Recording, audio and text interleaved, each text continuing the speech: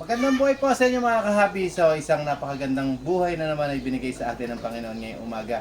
So, isi-share ko lang po sa inyo ito. So, itong order sa ating canister, kumbaga ito depende sa gusto ng ating kliyente.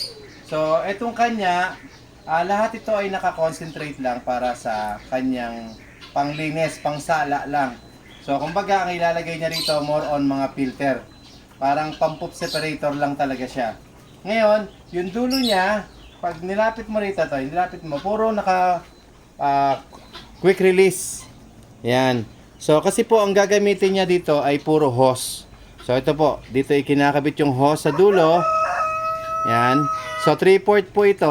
Dito ipapasok yung hose. Yan, yung hose, kakabit nyo dyan. Then, hihigpitan naman ito. Yan. Pag nahigpitan po niyan, ito naman po yung ipapasok dito sa dulo. Yan. So, kabilaan ganito. Kasi ang purpose po nito, actually, para madali niyang tanggalin, madali niya ibalik. Yung gantong sistema, pwede rin to sa mga mini pan. So, kung kayo may mini pan, hose lang nakakabit sa inyo, pwede. Kumbaga, dito papasok yung inyong motor, dito naman lalabas. Ngayon, yung dulo naman ito, pagbaba sa kanyang aquarium, ito naman. So, naka-quick release din.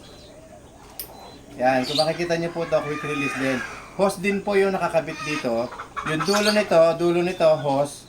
Kaya dito naman ikakabit. Ito naman po yung nakakabit sa loob ng kanyang aquarium o pond. Yan, ganyan yung sistema. Kaya nga, yung ginagawa ni Kuya dito, depende po yan sa request nyo. O depende yan sa mga need na kailangan nyo. Yan po. Maraming salamat po at magandang buhay po sa inyo lahat.